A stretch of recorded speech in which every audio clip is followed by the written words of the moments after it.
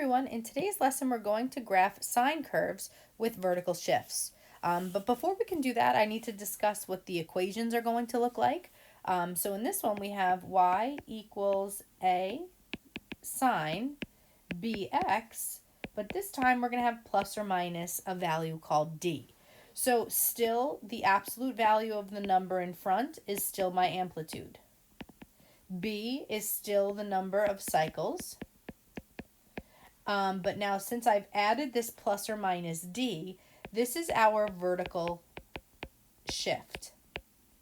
And our vertical shift is also referred to as our new midline. So if I am plus d, that means I am going up. If I am minus d, that means I am going down. So take a minute and write down some information about the equations for sine, and then we're going to do a couple examples together. Okay, so example number 1 we'll say is y equals 6 sine 2x plus 3.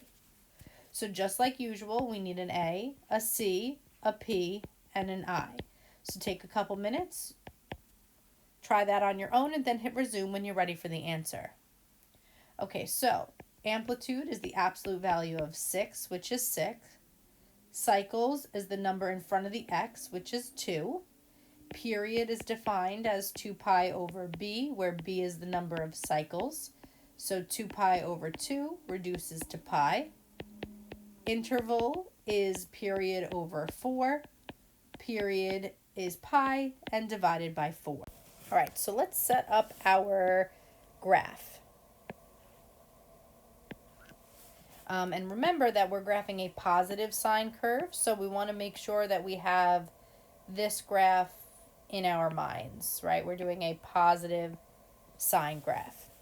But things are going to be a little different with this because this plus 3 is telling me that we're having a vertical shift up 3 from this original graph. So technically the sketch is going to be every point is basically moving 3 up. So this point goes up here 3, this point would go up here 3, right? And they would all kind of fall in line.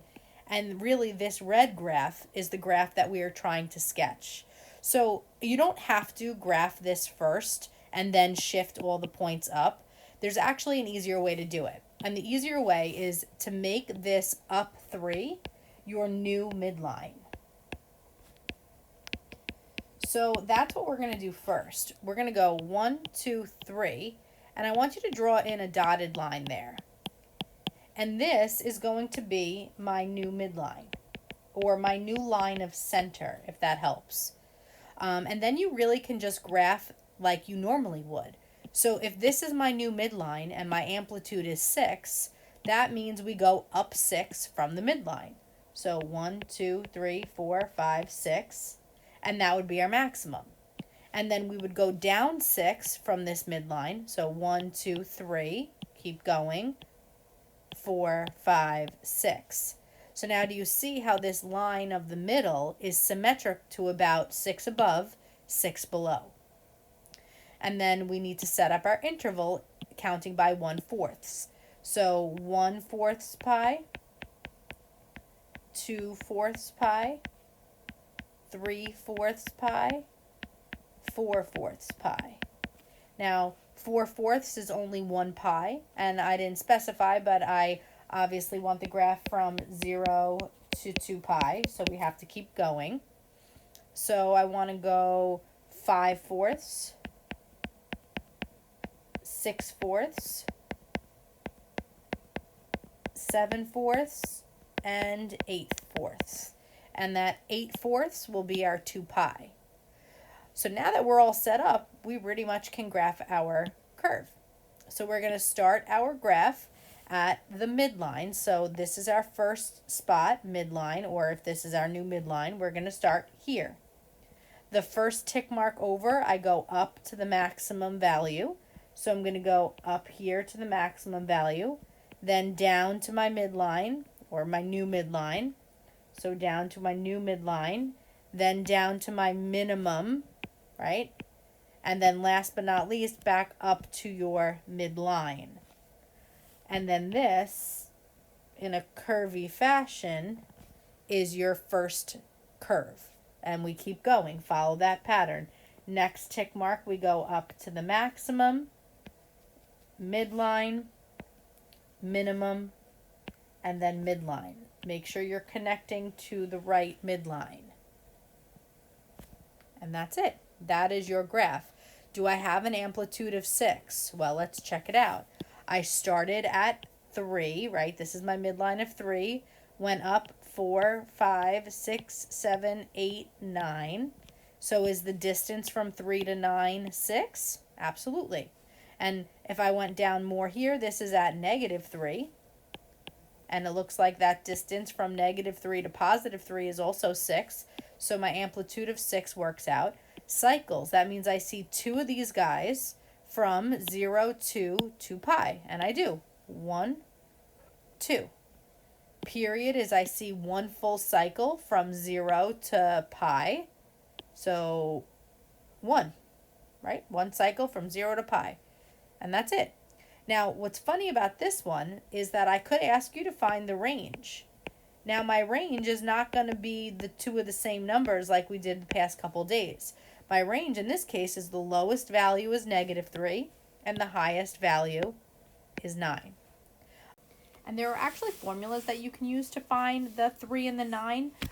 So the formula to find that minimum value is if you take your vertical shift and minus your amplitude. And to find the maximum value, you could take your vertical shift and add the amplitude. So the minimum, my vertical shift is 3, and I subtract my amplitude of 6, which would give me -3. For my maximum, my vertical shift is 3, plus my amplitude, which is 6, gives me a maximum value of 9, with your range being the min value, comma, the max, right? And that's it. All right, let's try another one. So y equals -7 sine 1/4 x minus 2. And this time I want it from 0 to 4 pi. And again, you'll see why I'm changing that 4 pi in a minute. I just want to be able to see more of the graph. So why don't you take a minute and find your A, your C, your P, and your I, and then hit resume when you're ready for the answer. Okay, the amplitude is the absolute value of the number in front, which is 7. Cycles is the number in front of the x, which is 1/4. Period is defined as 2 pi over b, where b is the number of cycles. So 2 pi divided by 1/4. Remember, we keep the 2 pi, change the division, and flip the 1/4 to 4, and that multiplies to 8 pi. My interval is period over 4, and my period is 8 pi divided by 4, which gives me 2 pi. And now we're ready to graph. So I'm going to graph mine down here just because I ran out of some space. And we have to remember that this -2 is my vertical shift or my new midline. So -1, -2, draw in your dotted line to represent your midline or your new midline. And because this is a negative sign graph, we have to keep in mind this graph. We start at our midline and go down first, right? That is my picture. My amplitude this time is 7. So I'm going to go down 7 and up 7 from this midline. So 1, 2 is already here. So 2, 3, 4, 5, 6, 7. 1, 2, 3, 4, 5, 6, and 7. So if we count this as -2, we'll say -3, -4, -5, -6, -7, -8, and -9. And if we count up here, this is 1, 2, 3, 4, and 5. So that would be my new values. So the distance between here and here is 7, and the distance from here and here is 7. And then we're just going to graph our cycles. But first we should actually do our interval. We're counting by 2 pi's. So we have 2 pi and then 4 pi. Honestly, that's it. The more I see this problem, it wouldn't hurt. Let's just do 4 pi and 8 pi. Let's just show you the whole thing.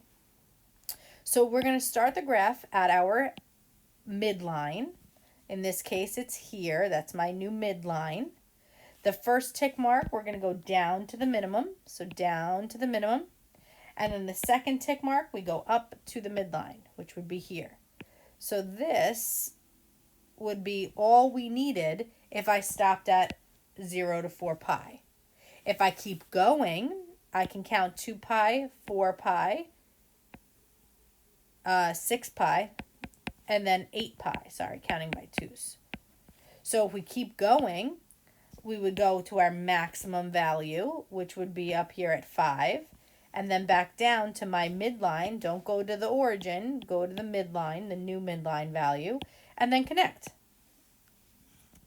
And then that would be one full cycle of a negative cosine, but shifted, with my maximum value being at 5 and my minimum value being at -9.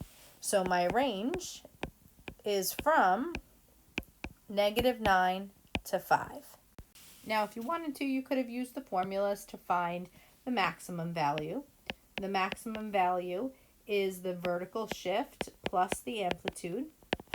And the minimum value, if you wanted to find that, was taking the vertical shift minus the amplitude. So my vertical shift here is -2. If I add the amplitude of 7, I get 5. My vertical shift is -2, and if I subtract my amplitude, I get my minimum value of -9. All right, that's it for today. If you have any questions, please let us know.